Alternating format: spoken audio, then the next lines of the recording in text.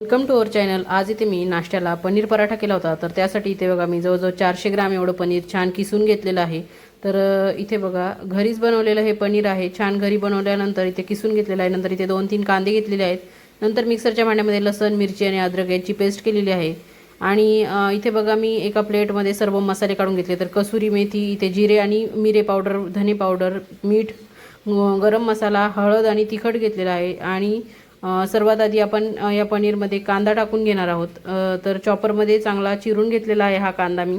त्यानंतर इथे मी लसण, मिरची, अद्रकची पेस्ट टाकून घेणार आहे। तर ही पेस्ट तुम्ही तुमच्या आवडीनुसार, गरजेनुसार कमी जास्त करू शकतात।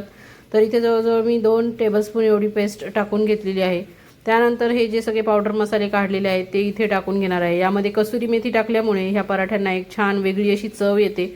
आणि भरपूर सारी कोथिंबीर इथे मी चिरून टाकलेली आहे। तुम्ही कोथिंबीरीच्या ऐवजी तुम्हाला आवडत असेल तर बारीक चिरून मेथी टाकू शकतात, बारीक चिरून पालक टाकू शकतात।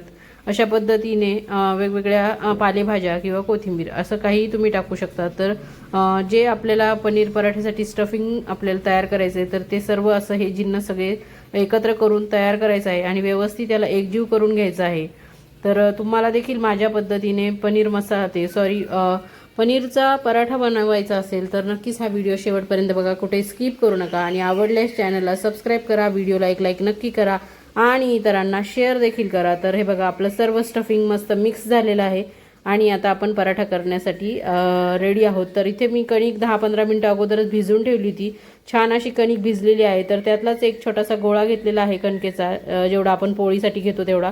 आणि इथे छोटीशी अशी पोळी लाटून घेतलेली आहे। तर ह्या छोट्या पोळीमध्ये आता आपण भरपूर सारं पनीरचं स्टफिंग भरून घेणार आहोत। तर मस्त असा हा पराठा तयार होतो आणि प्रोटीन रिच असा हा पराठा आहे। जर तुमची मुलं जिम वगैरे करत असतील, डाएट करत असतील तर त्यांच्यासाठी म्हणजे आलू पराठा करण्यापेक्षा तुम्ही असा पनीर पराठा करून त्यांना देऊ शकता। त्यामुळे त्यांची प्रोटीनची कमतरता बरीचशी भरून निघते। तर अशा पद्धतीने हा पराठा तुम्ही स्वतः देखील खाऊ शकता, तुमच्या मुलांना देखील देऊ शकतात आणि घरच्यांना सुद्धा करून खाऊ घालू शकतात। तर अशा पद्धतीने बघा मस्त इथे मी सर्व स्टफिंग भरून पराठा व्यवस्थित बंद केलेला आहे आणि हातानेच त्याला थोडंसं मोठं करून घेतलेलं आहे, म्हणजे पनीर सर्व कोपऱ्यापर्यंत पसरेल पूर्ण काठापर्यंत। आणि हा पराठा ना जास्त जाड ना जास्त पातळ अशा पद्धतीने बघा लाटून घेतलेला आहे। आणि तोपर्यंत इथे हे सर्व लाटूस तर तवा गरम करायला ठेवलेला होता। तर तवा आपला गरम झालेला आहे चांगल्या पद्धतीने। तर त्यावर आपण हा पराठा टाकणार आहोत आणि मागच्या बाजूने चांगलं शेकून निघाल्यानंतर याची बाजू पलटून घेणार आहोत। आणि दुसऱ्या बाजूने तुम्ही तेल किंवा साजूक तूप किंवा बटर, तुम्हाला जे काही पराठ्यासोबत छान लागतं किंवा आवडतं ते तुम्ही याला लावून घेऊ शकता। तर व्यवस्थित हे तेल मी स्प्रेड करून घेतलेलं आहे। तोपर्यंत बघा मागच्याच बाजूने किती चांगला खरपूस असा हा पराठा भाजून निघलेला आहे। तर या बाजूला देखील आपण तेल टाकून घेणार आहोत। तर अशा पद्धतीने हे तेल देखील आपण चांगलं सर्व काठापर्यंत ह्या पराठ्यावरती पसरवून घ्यायचं आहे आणि मस्त आलटून पलटून सर्व दोन्ही बाजूनी हा पराठा आपण चांगला भाजून घ्यायचा आहे। तर खायला एकदम छान लागतो हा पराठा। आणि तुम्ही जी गव्हाची कणिक भिजवतात तर त्यामध्ये थोडंसं डाळीचं पीठ टाका, त्यामुळे खरपूस आणि खमंग असा हा पराठा तयार होणार आहे।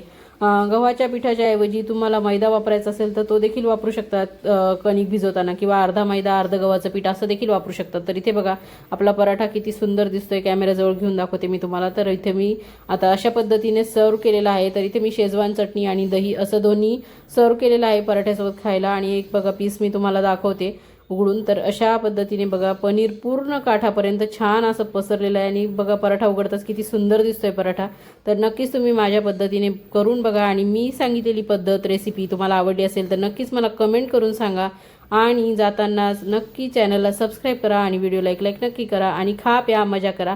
तुम्हाला ज्यासोबत आवडतं त्यासोबत तुम्ही करून खाऊ शकता। थँक्यू।